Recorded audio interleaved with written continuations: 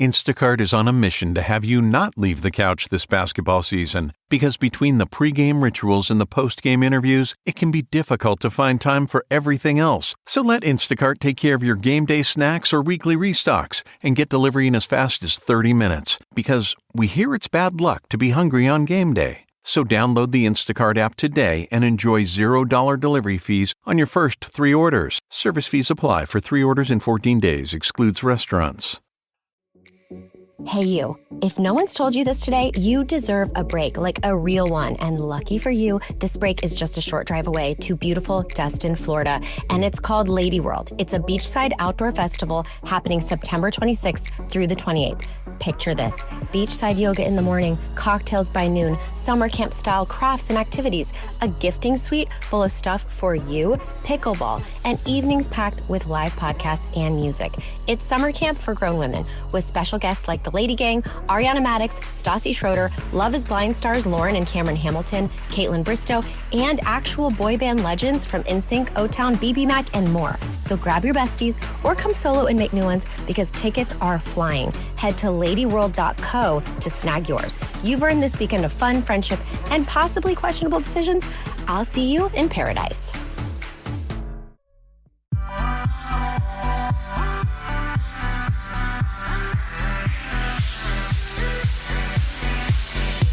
Welcome back to another episode of Cate Ty Break It Down. We appreciate you joining us. Today we have Melissa, the Adoption Educator, which I am so excited you're here. I appreciate you so much for taking the time to just come out here and, be a part of this whole discussion. It's important. So yeah, thank you so much for having me. I'm very excited to see what we get into today. Yeah, I mean, obviously adoption's the whole thing that we're kind of trying to elevate voices here, and you're an adoptee. Mm-hmm. So can you kind of just give us the summarization what is yours? The broad overview? Yeah. Okay, so I'm all these fancy labels to say. I'm a transracial adoptee. I'm also a late discovery international adoptee. What does that mean? So that means I didn't find out that I was adopted until much later in life. So for me, I was 19. Oh, wow. And my parents whitewashed me, essentially, for 19 years of my life and totally integrated me into their Italian-Portuguese culture.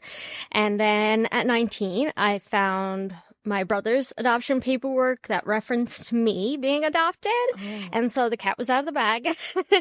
And so not only did I find out about myself, but I had to tell him, because now I was just like, wow, this is huge. So that kind of started my adoption journey of coming out of the fog.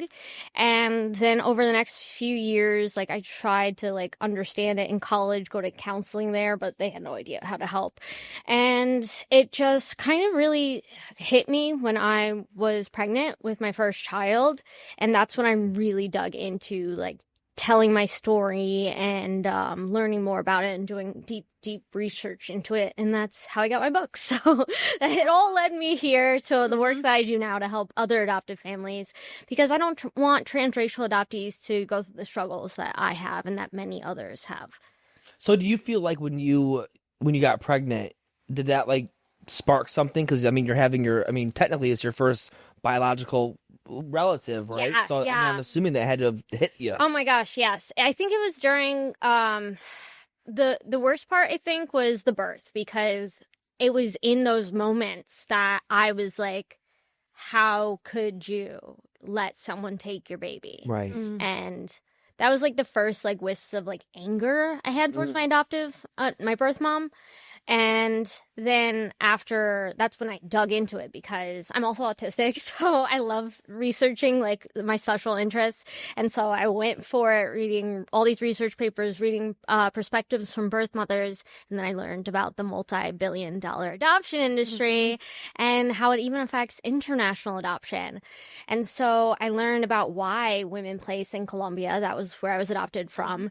And I just knew that, okay, it wasn't really a choice. My birth mother did what she could with the resources that she had, which were nothing. Mm-hmm. And so that's kind of what sparked me to really try to find out more. And I went through a deep, dark depression.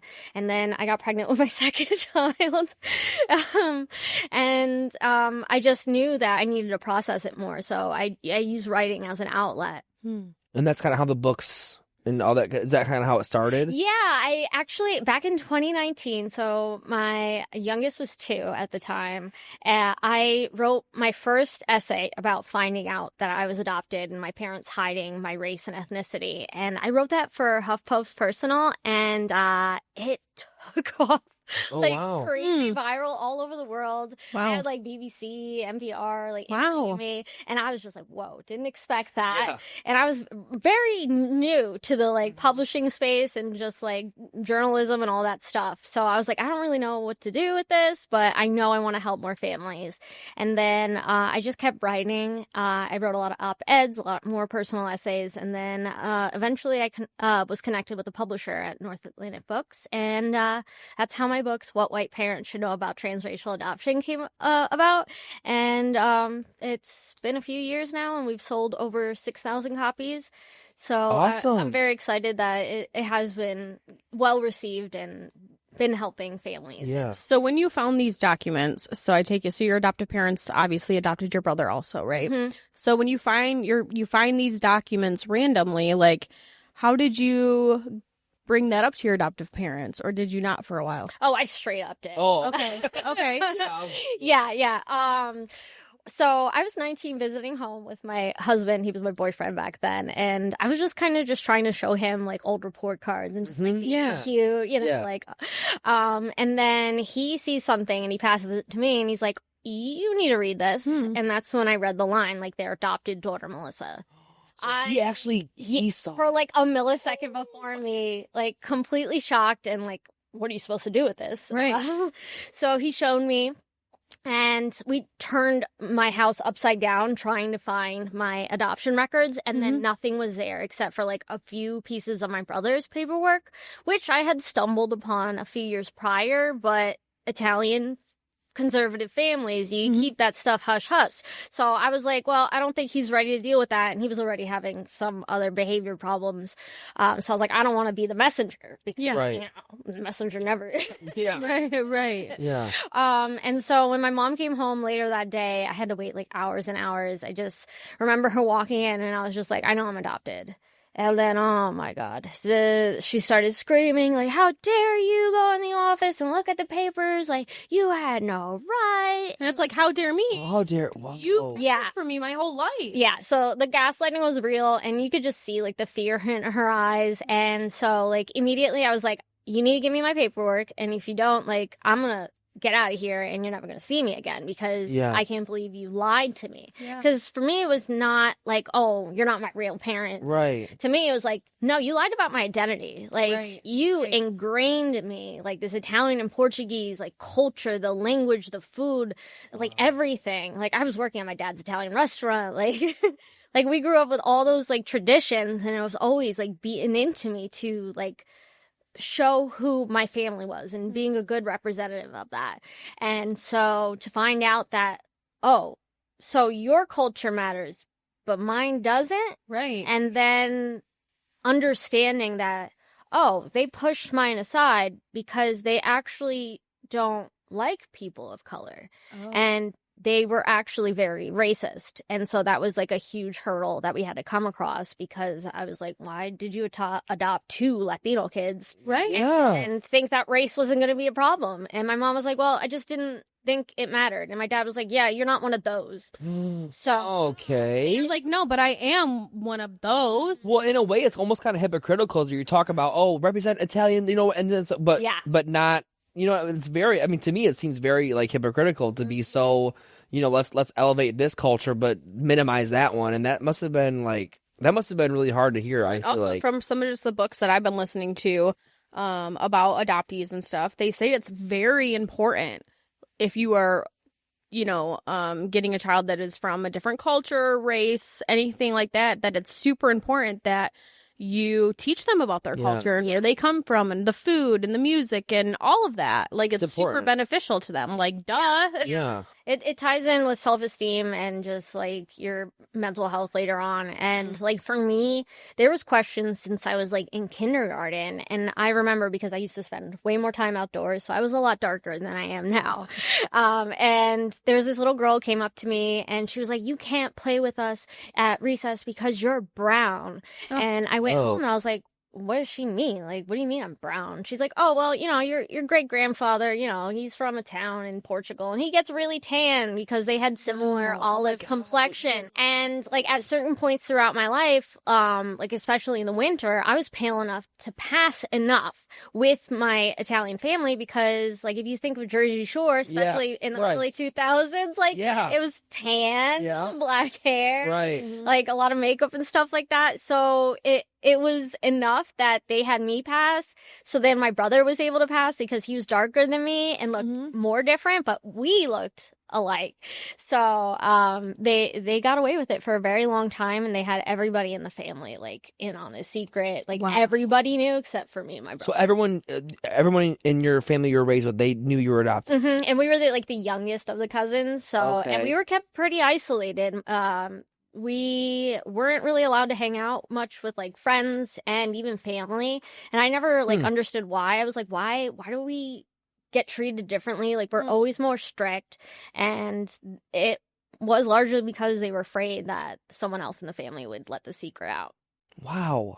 So are you in contact with them as an adult? Yeah, my dad has since passed away a few years ago, but my mom and I are really close. And honestly, my work and that kind of inspired us to have these deep conversations where they weren't even conversations at first. They were screaming matches. And we would just go into it about like how I felt, how she felt. And it took a long time.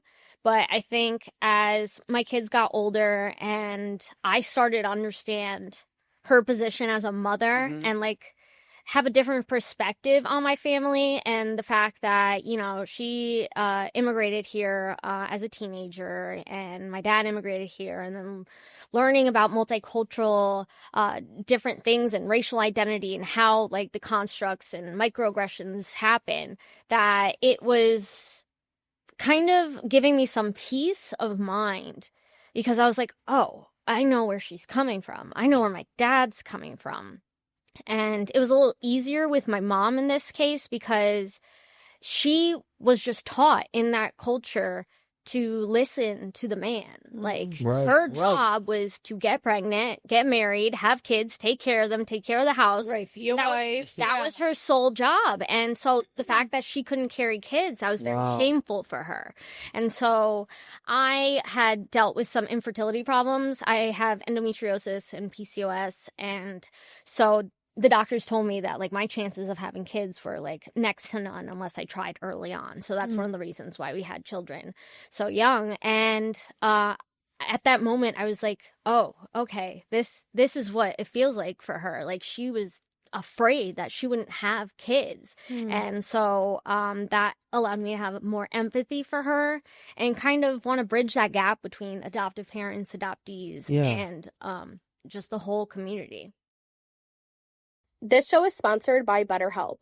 If anybody knows Ty and I, you know that we are huge believers in therapy and working on your mental health and how important it is. This Mental Health Awareness Month lets encourage everyone to take care of their well-being and break the stigma. The world is better when people are healthy and happy. Me, myself, I have actually used BetterHelp, and I really loved being able to pick out a therapist that I felt really fit with me. And I loved being able also to message my therapist or even do video sessions from the comfort of my own home or say in my car while the kids are at sports. It just made it really accessible because I can literally do therapy anywhere, and that is super awesome. BetterHelp has over 10 years of experience matching people with the right therapist from their diverse network of more than 30,000 licensed therapists with a wide range of specialties. And it's fully online, making therapy affordable and convenient, and you can easily switch therapists at any time with no extra cost. We're all better with help. Visit BetterHelp.com/breakitdown to get 10% off your first month. That's BetterHelp,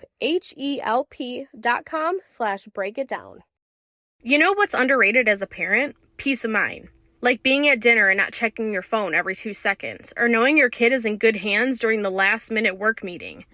That's what Sitter City gives you. Not just a sitter, but confidence. The kind that comes from verified profiles, real parent reviews, and a support team that's not a chatbot. Whether you need backup during school breaks or someone to be a part of your regular routine, Sitter City helps you find your person, and trust me, once you do, everything gets a little bit easier. Go to sittercity.com and take the guesswork out of finding care. Breathe easier knowing your kids are in good hands. Visit sittercity.com today.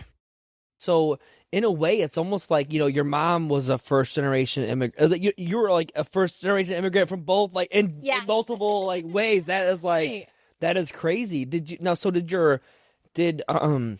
You said your brother's younger. Yeah, he's about 2 years, 2.5 years. Okay, so they adopted from the same area, or the same area, same orphanage, but so it was an orphanage. Yeah, it was an orphanage in Colombia. And you were an infant, or I was about 5 months old by the time the paperwork is always completed. But as soon as I was born, the nurses swiped me away, and my birth mother wasn't allowed to hold me or anything. And so then I was put in the orphanage, and my brother was adopted from the same orphanage, but they had since upgraded. So in 95, they moved to a bigger facility. Okay. So that's the one that's still there today. It's called Fana.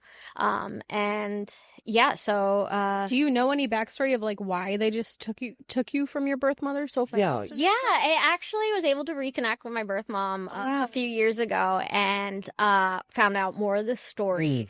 And basically what happened with my adoption is that you go to the hospital and they pretty much just take the kids away right away and have them sign the paperwork because they're afraid if the moms hold the baby that they're going to change their minds.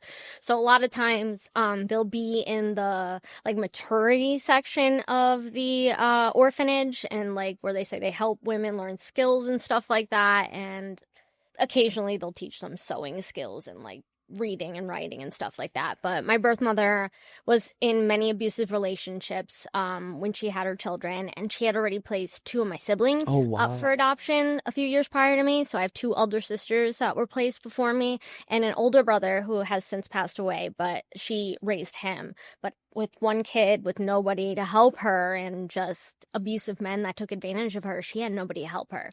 And she was abandoned as a child. So when she was introduced to the orphanage, like people were just telling her like, oh, they'll give your kids a better life. So this is what you need to do. And so it was pretty much that. She was just like, I don't want my kids to suffer. I want them to have more than I do. And that's the only option she saw. Okay. And that's what happens with a lot of mothers and parents in these situations, especially international adoptions. About 80% of orphans have living parents and relatives. So they already go. So the women already go to this place knowing that they're placing the baby for adoption. Like they usually try to go like, oh, we know somewhere that can help you with your baby. Okay. And then you go there and they're like, oh, here's some food, here's some this. Okay, this is the program. So you get free housing and free food. And then a lot of these women have other children, so they're multiple mouths to feed. So all of a sudden they have a safe home to bring the baby to, like a safe place to live for however long they're pregnant for, and then a few months after. And so there's that sense of obligation there. Right. It's just like, oh, you don't want us to help you anymore? Then, then I guess you can't stay here. Like, who's going to feed your kids? Like, so where are you going to go? Do these places get, like, a cut of the money? Oh, these adoption agencies are making bank. Like, right now, I think international adoption will still, it's like $60,000, $75,000 in some cases. Right, but I mean, like, even, like, the orphanage in Colombia, because, like, what it sounds like, it's like if the mom is saying, oh, I'm not having... I'm thinking maybe I don't want to do this. And they're like, oh, well, then you don't want us to help you anymore and you're going to have to leave. So, like, I wonder, are they getting a cut? Some of this? The birth mother? Or the orphanage. Oh, the orphanages are definitely getting paid. Okay. Yeah. I'm like, that sounds really pushy. But they call it donations to the orphanage, and then the orphanage gets like a glass mural, and then they're like, oh, this place was donated by so-and-so, this family. And then I actually walked through the orphanage last year, and we went on a tour, and you just see like cots of like toddler beds lined up, and we're like, where's the blankets and stuff? And they're like, oh, they really don't get cold here. And I'm like, you're inside with AC. They're toddlers, they need a blanket. And they're like, oh, well, they have a stuffed animal in a sheet. And I'm just like, okay. Right. How did you feel walking through that same place? Oh my gosh. That had to be emotional, I feel like. Yeah. I was kind of numb, but also just like angry. There was a lot of anger simmering below the surface because I would ask questions and I'd be like, oh, so like when a family is chosen, like how do you prepare the child if they're older? Like, because they're going to a different country, because Colombia adopts out to sometimes Italy, sometimes Greece, sometimes like other countries. So like the language is obviously different from French to like English or Italian or whatever it is. They're like, oh, well, we give them a few language classes, or if like they're going to America, we teach them a few things. But we just tell the family that just love them. That's enough. That's all they need to do. Just give them a home. And I'm like, okay, so there's no education on adoption, transracial adoption. You're not preparing them at all. I think no. Nothing. Wow. That it seems so like, it just seems like corrupted and just like, ugh, like you had to have gotten a really eerie feeling walking through something like that, because knowing that you were a little 5-month-old in there. I mean, that, because honestly, I think it's different than obviously domestic infant adoption, because it's I mean, it's 5 months is. So I'm wondering, like, how does that play into adoptee trauma and like being, you know what I mean? Because you're immediately like, it's got to be intense. People think that like newborns are like this blank slate, the blank slate theory, and then statement ever. But the thing is, while my birth mother had me and she was going through this crisis, like I was in her womb, 9 months. I was listening to the things that were going around her and feeling the stress that she went through. And then I was immediately taken and placed in an orphanage. So I didn't have that. What's it called? The golden hour? Yeah, the golden hour time. I didn't have that, which then when I had my baby, they told me how important it is and like, how it helps regulate the body and the temperature and all these amazing things. And that's when I'm just like, okay, so I didn't get any of that. And okay, I was immediately on formula. I was taken care of by nurses, but there's like 12 other babies in the infant section, so there was definitely a lot of crying, and they can only console so many at once. And then my mom, my adoptive mom, she was like, yeah, when I had you, like as a kid, like a baby, I would be over your crib patting you and like trying to get you to sleep, and you would just cry and cry and cry. Aww. Those are often signs of that maternal separation, because even if you are a baby, you still recognize like your birth mother. Like they've done studies where they'll have a mother and then have like a blanket, and then the mother can recognize which one is their baby's and vice versa. Like it's very intuitive, and like these moments are especially important for development. So for adoptees like me, it often takes us a while to kind of dig into the layers of trauma that there is, because it's not just like one thing. It's multifaceted. Multiple things. Yeah, because like you said, I mean, that's something that only biology can do. You can't get the golden hour. You can't feel all that stuff without biology being involved. Yeah. So even if these people are taking care of you, quote unquote, it's like, it's just not the same. And I think people don't really know a lot about maternal separation trauma. And some people even like try to like don't believe in it, which I think is just, I'm like, it is 2025. There are enough studies out there. You're choosing ignorance at this point, because you can find proof that it's really important for brain development. And I even read a recent article that kind of talked about how that it's a traumatic brain injury. They're considering it for these adoptees to actually not have that. Even they said even 3 hours of the baby can regulate, and when they don't have that, how does the brain develop? The foundation of what they're developing on is trauma. And if you just look at families, like families who end up in the NICU, right. Babies sometimes don't have that opportunity because medical attention needs to happen. But then the nurses and the doctors all encourage it because it's so important for the baby's health, their physical health, and their mental health. And it's like literally any other family structure. If you heard a story of a mom giving birth and then the baby just being snatched away, you wouldn't go, "Oh, lucky, how great, that baby is now set for the rest of their life happily ever after." Any other situation, and you would be like, "Oh yeah, it's so wrong." Right.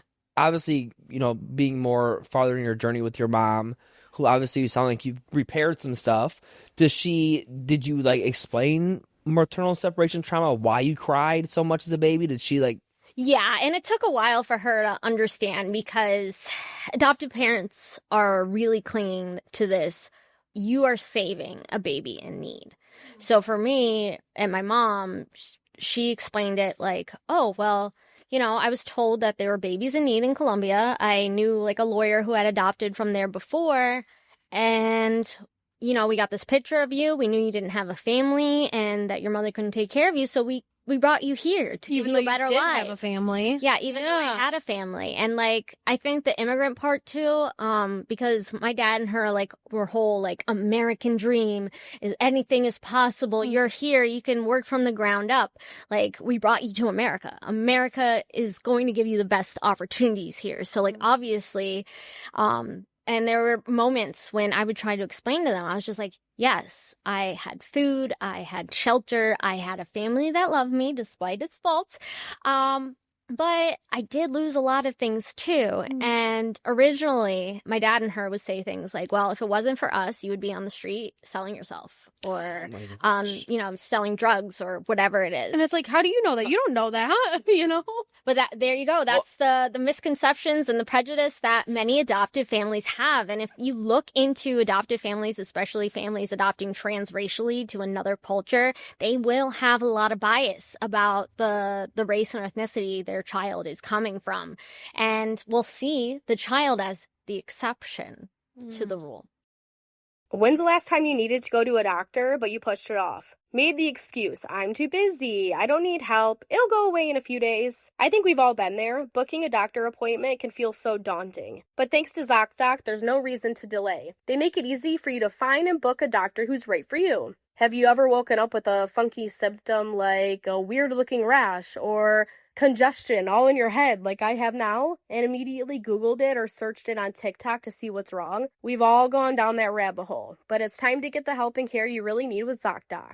Have you ever been to a dentist who wants to chat with you while they're cleaning your teeth? Or a primary care doctor with a literal 6-month wait to get in for a visit? Well, I'm here to tell you that you don't have to settle anymore when it comes to finding the right doctor with ZocDoc. You've got options. ZocDoc is a free app and website where you can search and compare high-quality in-network doctors and click to instantly book an appointment. We're talking about booking in-network appointments with more than 100,000 doctors across every specialty, from mental health to dental health, primary care to urgent care, and more. You can filter for doctors who take your insurance, are located nearby, are a good fit for any medical need you may have, and are highly rated by verified patients. Once you find the right doctor, you can see their actual appointment openings, choose a time slot that works for you, and click to instantly book a visit. Appointments made through ZocDoc also happen fast, within just 24 to 72 hours of booking. You can even score same-day appointments. Stop putting off those appointments and go to ZocDoc.com/Cate and Ty to find and instantly book a top-rated doctor today. That's ZocDoc.com/Cate and Ty.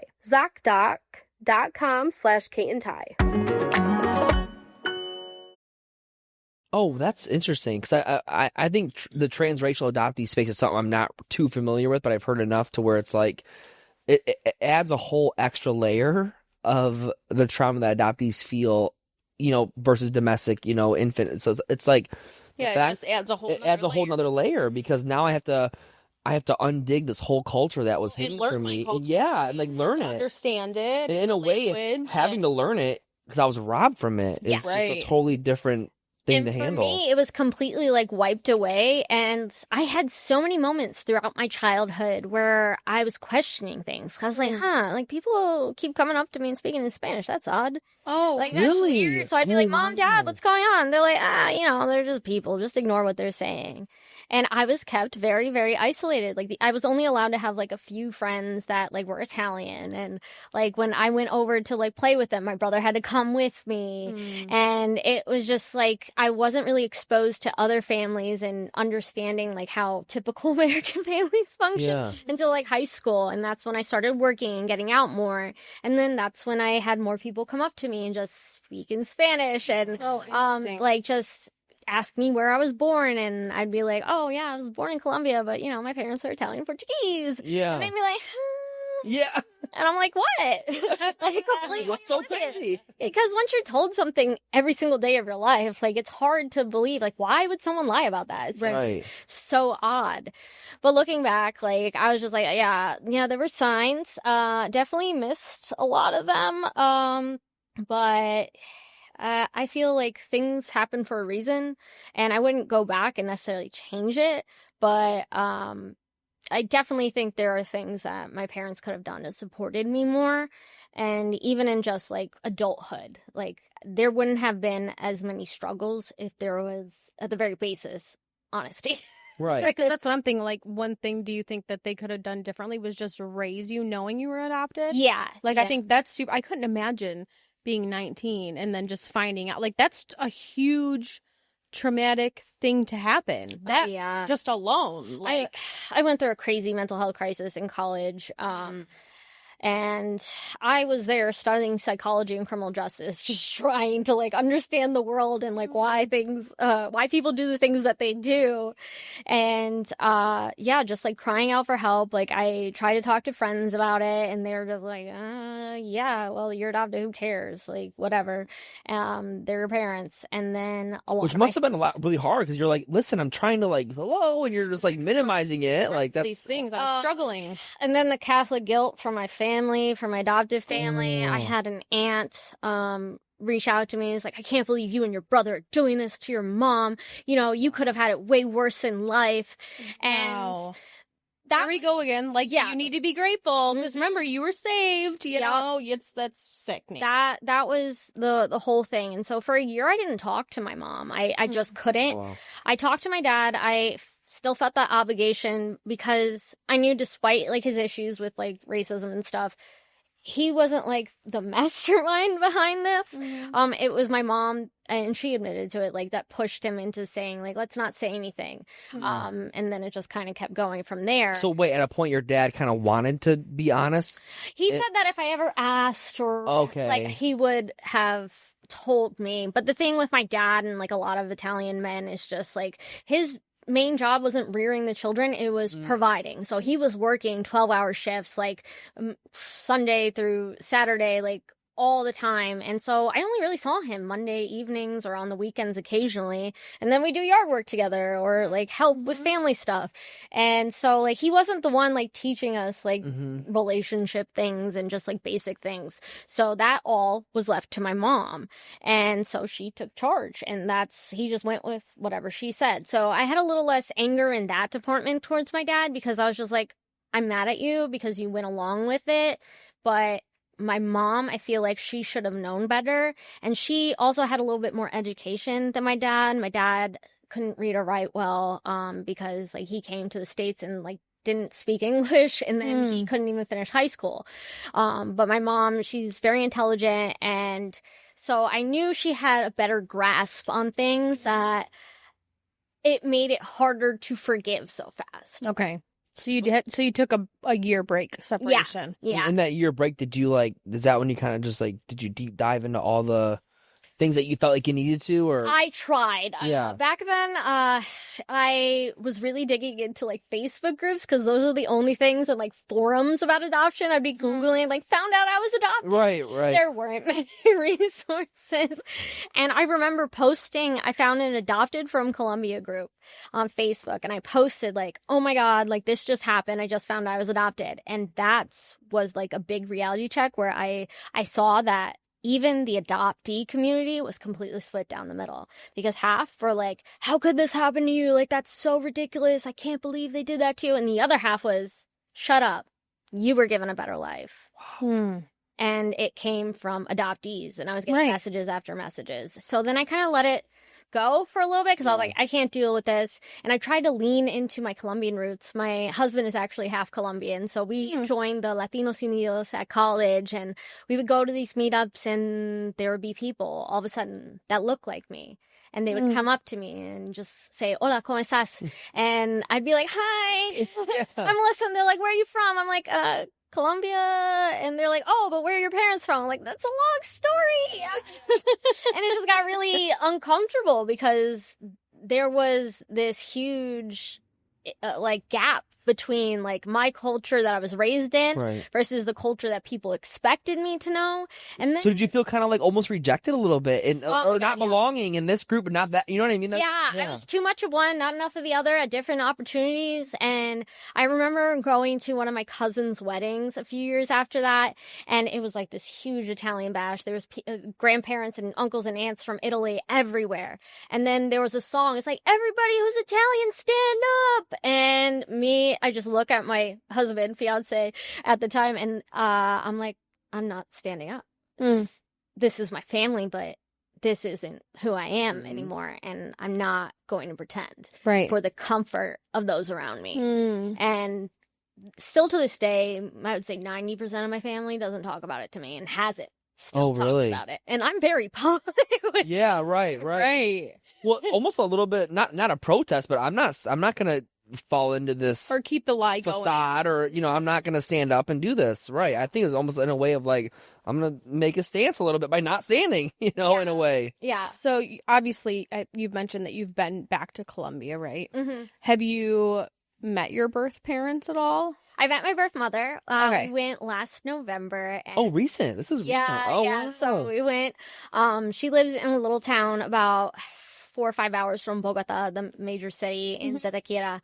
And she has been married since for like, I don't know, 28-ish years now. And she has a few other children. So I have 2 younger brothers and a younger sister and a nephew there. And we got to meet.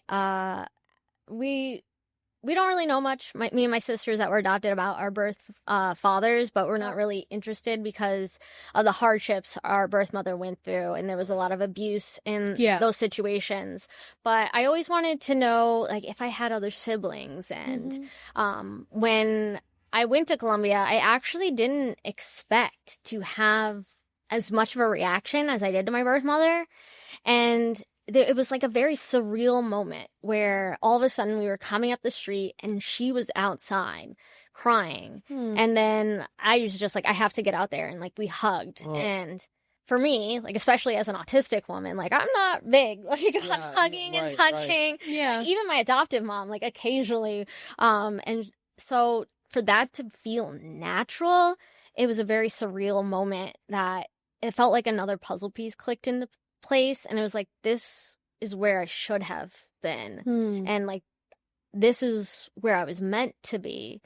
But also, like, I have a huge part of me that isn't here. We had to leave my kids home with my adoptive mom during that time so we could go for the week.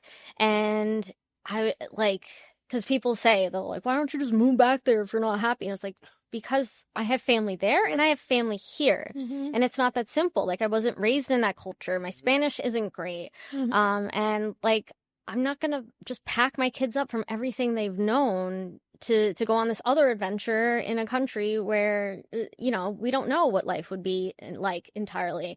And so being back there, it was just very traumatic in a way. And I think the hardest part for me was leaving because we were saying goodbye to my birth mother, and we were giving hugs and like talking to everybody, and she just fainted. She fainted? She fainted. She was so overcome by emotion. She just completely fainted. I barely caught her in time. And she's this tiny little woman, a little shorter than me. And I was just like, oh God, like, she cares. Like, she loves me. She doesn't want me to go. And then I was just kind of putting myself in her shoes. And I'm just like, oh, imagine never expecting to know your children, to meeting them, and now having to say goodbye. Again. Yeah. And it's not just like I'm going down a few blocks. Right. I have to take a plane. I'm not going to be back there for how many years. And I was the only one of my sisters that was able to go for the trip too. So it was like having to reschedule because like the crisis, like COVID was going on around the time that we planned.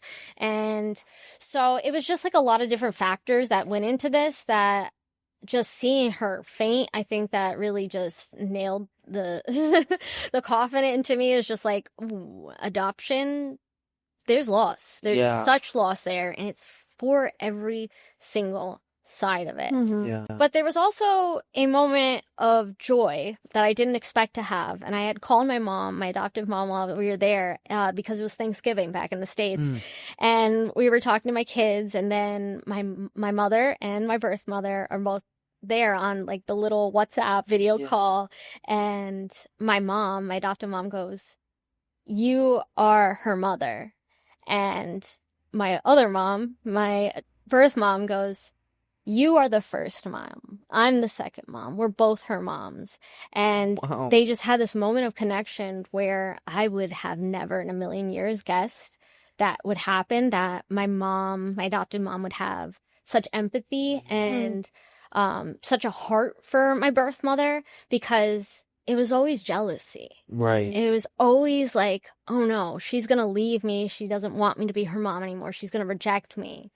But I think finally seeing me there and then hearing from me all the time, she was like, she's not going anywhere. And that's the thing, too, about, like, adoptive parents. I feel like, you know, if you are a very safe and positive adoptive parent, even though your adoptive parents did some things that maybe weren't the best thing that they should have done and were wrong, but, like, they raised you, I feel you're always going to have a love for those people, you know? And you're always going to have a love for your birth parents because that's also your family. Like, I feel like if adoption could all just be like, there's just all these people around this child that love this child, that's how it needs to be. Like, open and honesty and love and care. And the more people that love this child, isn't that better? Like, that's how I want every adoption to be. Like, you know. I know. And that's how they, honestly, in a way, that's how society sells it.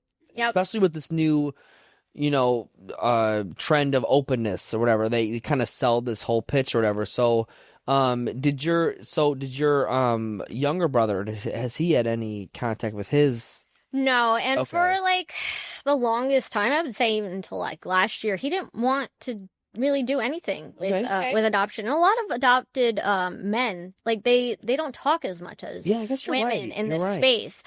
But since he's currently incarcerated right now, but he's due to finish his sentence in a few months and come home on a work release program, we've been emailing back and forth like a few times a week and doing phone calls. And we've just been kind of reflecting on our childhood. And he started opening up about the adoption. He's like, oh, yeah, I would want to know more. I would want to do like a DNA test. And he actually, I sent him my book in there. So he was reading it and we were talking about it. And now we're working on a memoir between the two of us because between our stories, I kind of had, the trajectory of like, oh, she was adopted. She had a happily ever after. She had a college education. She got married, had the 2.5 kids, whatever, has a beautiful house in the suburbs.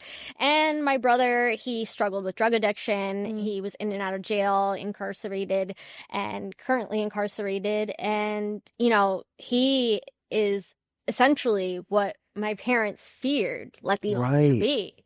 He is one of those Latinos who ended up selling drugs and ended up being incarcerated and being in these tough spots that embarrassed the family. And I think when push came to shove, that really showed where the rest of the adoptive family lied.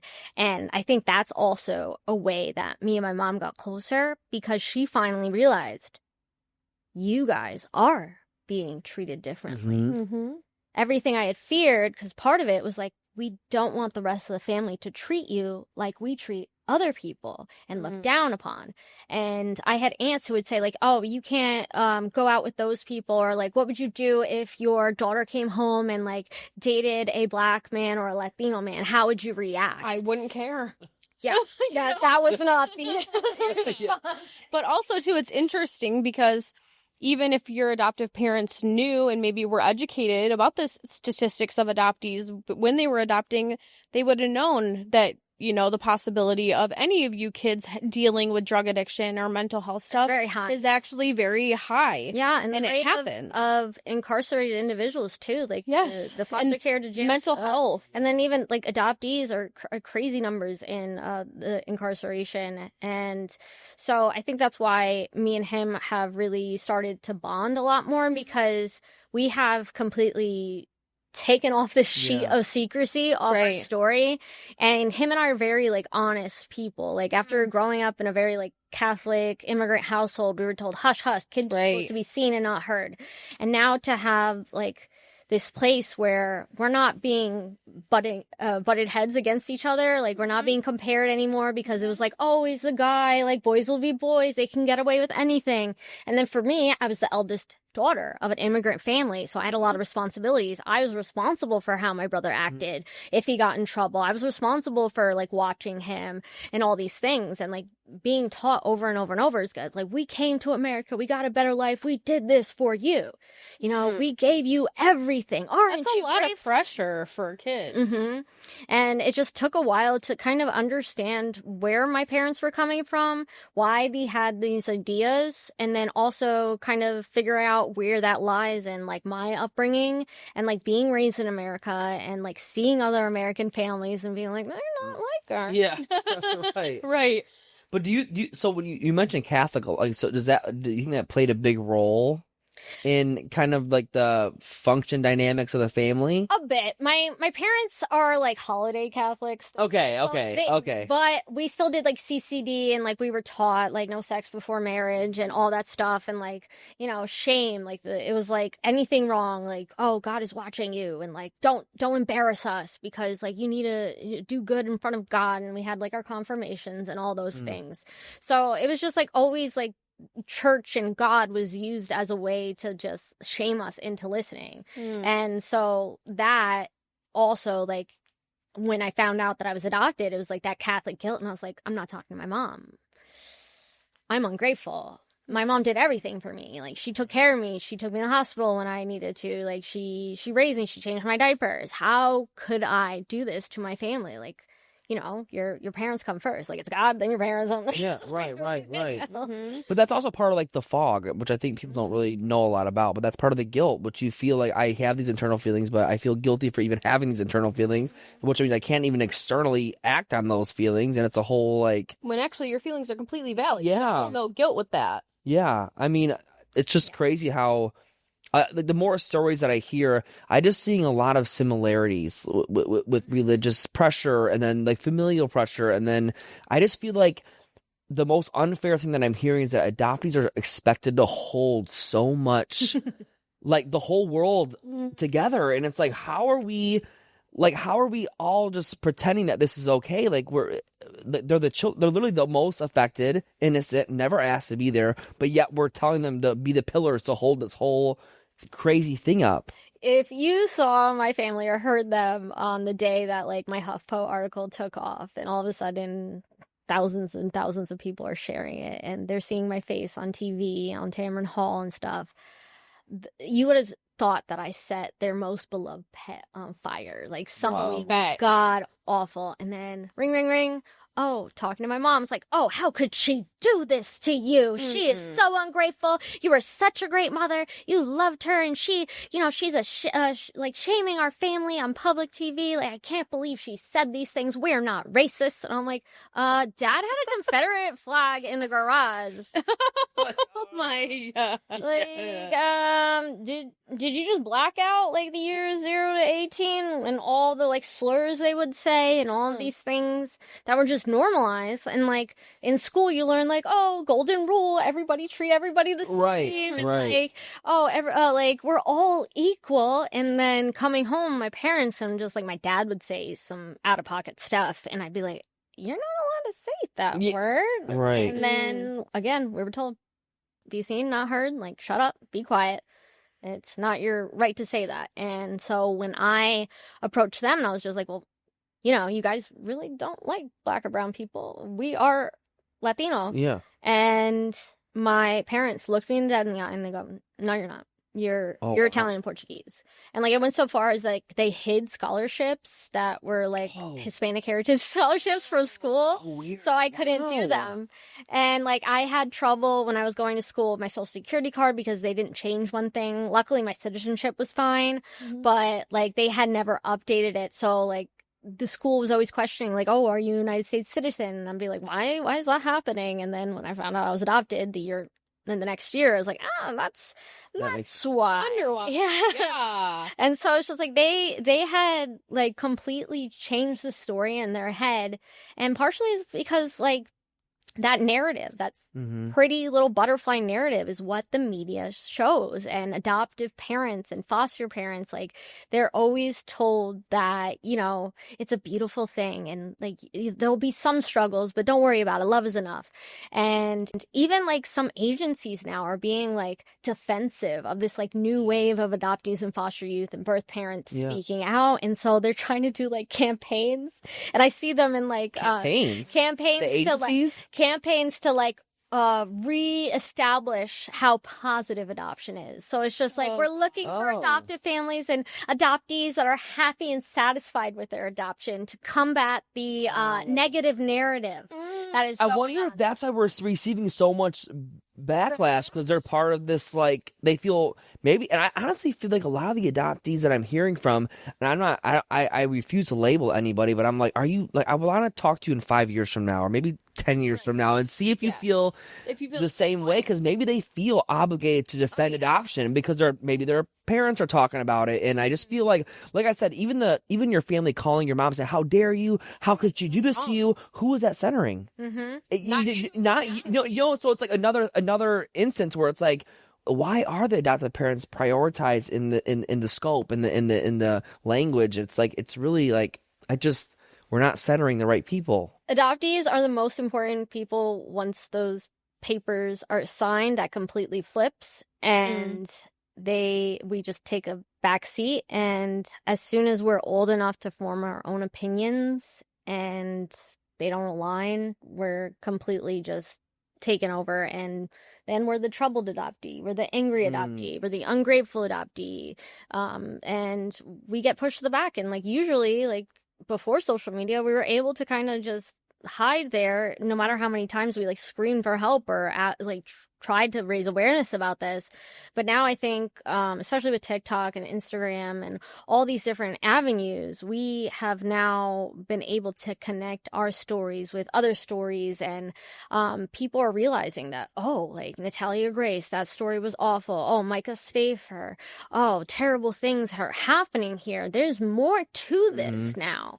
And so it's progress, but it is slow. There's still a lot of anger. I still get angry messages from people all the time. I get threats. I get told to go back to my country, and like I'm grateful, or I should just go, sell drugs with Pablo Escobar, like some crazy. Oh my God. But do you feel that most of those, is that coming from adoptees mostly, or is it coming from like adoptive parents? Where do you see? I would say a lot is like adoptive parents and family members. Okay. Occasionally there'll be a few adoptees here, but usually my content is typically adoptee and foster youth centered. So I'll get a lot of like messages like, thank you for helping me talk about this. I got my parents your book, and we're listening to your podcast now. So like we're connecting. I had a really special moment where a Colombian adoptee's father reached out to me about a year ago, and he would just send me email updates. He's like, we listened to this episode and we talked about this. And then this past year, his daughter actually went to Colombia, and he was like, I think she needs some more support. Would you reach out to her? And I was like, you have to ask her first if she wants to talk to me. But if she's open to it, like, sure, send me a message. I gave her my email, and then we talked for a little bit, and then he still sends me updates to this day. He's like, I'm still able to talk to my daughter because you gave me a different perspective what adoption is.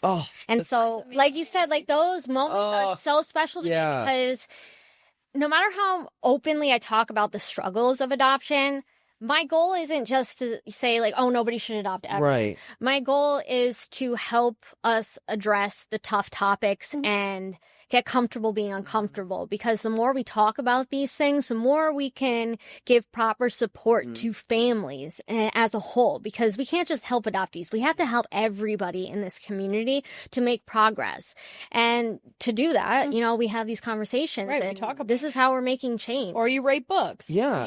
And like, what what is your book called and what is it about? Yeah, so my books that are out right now are called What White Parents Should Know About Transracial Adoption and the accompanying workbook. There too. The first, my mom wrote the foreword, my adoptive mom, just to kind of like introduce our story. And it goes into the nuances of transracial and international adoption, the history, like the politics around it. And then it really digs into like racial identity because with transracial adoption, people think just like, oh, you're with your family, you know, race doesn't matter. Love is enough. But helping people understand how your racial identity develops, how you perceive yourself as a woman of color or a man of color, growing up in a primarily white environment is different, and how those have struggles. And so it goes through that. And then the workbook, it has like a bunch of activities and different just discussion points that you could have with your spouse or partner to spark these difficult conversations before you adopt, ideally. Ideally, yeah. And then hopefully after. And I have two other that I'm working on right now. I'm also digging into the adoption influencing world. And so like how powerful social media has been to spark these conversations and how it's really sparked new change and like laws for privacy records. Like now there's more open adoption records in different states, and how adoption influencers, how they can influence the perception of things, and how it can also be a dark place. And how different ways you can connect. And then, so my agent has that book right now, and then I'm keeping busy with my next one with my brother, which is a memoir from like a dual POV of his story and my story, and his kind of like how he got led down the bad track and became my parents' worst nightmare of what a Latino kid could be, and how I became the ideal example of what could be, and how both of us struggled and how both of us are still struggling to this day. And just, it's just a lot of nuance there and more to our stories. Where can people find and get your first book? Yeah, you can get it from any bookstore. You can Google my name or the title of the book. And I have everything on my website linked, adopteethoughts.com, to my social media. You just search me at adoptee_thoughts, and you'll find me. Great. And I have to say, you said your mom wrote the foreword in your book, and I had like that. Let's honor her. That is such a huge, from what you've said about the past and how she was at first. That's huge that she was involved that intimately with that book. I think people just hear my story and they assume that I hate my family. Right. But people don't understand that, like, yeah, they have faults. They hurt me. There were different things that were terrible. But she's my mom, and I love her. And the fact that she did this work, that she was willing to have all of these conversations with me, like, that's what an adoptive parent needs to be able to do. And so I hope that she is a good example for future adoptive parents. And, like, we've done a few interviews together, her and I. Oh, cool. And so I think that has inspired a few different adoptive parents to finally do the work, even though it's a little later than we would have thought. Right. Yeah, right. but it's still really important. And I feel like, because that was my next question, was like, what advice would you have to prospective adoptive parents on how to handle it the right way? And it sounds like your mom has done the work, and I think that's what it comes down to, is that they're gonna just willing to be vulnerable, willing to be humble enough to say, I did something wrong, I want to learn something new. And I think that's like the biggest thing. Like, she got over the anger and the hurt. Probably, I'm sure she was hurt, and it was too. valid on her. Yeah. But she got through that, and then she put in the work to learn, and that's awesome. Yeah, and I think just having parents and foster parents being willing to say, like, I didn't know. Yeah. I wasn't prepared. And just realizing that, like, oh, the adoption agency left that part out. Yeah. Right. They made sure to send me the bill, but they totally forgot to tell me that I would need to know all this information to help support my child. And I think that also is helping families these days broach these conversations, because they are now aware that, like, oh, yes, we had responsibility here, but it wasn't just us. Right. Because adoption isn't in a vacuum. It's just not just the birth parents, adoptive parents, the child. There's the adoption agencies, the social workers that are pushing people through home studies, even though they know they're not prepared. Not educating people. Yeah, like MEPA, the Multi-Ethnic Placement Act, and then people trying to take laws like the Indian Child Welfare Act. Like, there's so many different areas here that it's not just like this narrow scope. It's all interconnected. And that's why, these conversations are far from done. They need to be more often. Yeah. Well, I really look forward to hearing about your next ventures and your next books. And I think what you're doing, for adoptees and the community alone is very powerful. And I think it's awesome. And I just appreciate you being vulnerable and coming on here today and talking with us about everything. Because it's important. We have to talk about it. Like you said, get used to, being uncomfortable. Yeah. Being comfortable, being uncomfortable. And that's like what we're doing here. So we just, I'm so thankful for you. Thank you so much for coming here and sharing your story. Thank you. I appreciate it. I think hearing from birth parents is very important. And because of the platform you guys have, it's allowed other adoptees to be like, hey, you're over here. Yeah. You want to share all the adoptees. Yeah, the good, the bad, yeah, all of it. Yeah. But really, thank you for joining us today and having this conversation. And I look forward to your new book. Pluto TV has all the shows and movies you love streaming for free. That means laughter is free with gut-busting comedies like The Neighborhood, Boomerang, and Ferris Bueller's Day Off. Bueller. Mystery is free with countless cases to crack from Criminal Minds, Tracker, and Matlock. I'm a lawyer, like the old TV show. And thrills are free with heart-pumping hits like The Walking Dead and Pulp Fiction. Correctamundo. Feel the free Pluto TV. Stream now, pay never.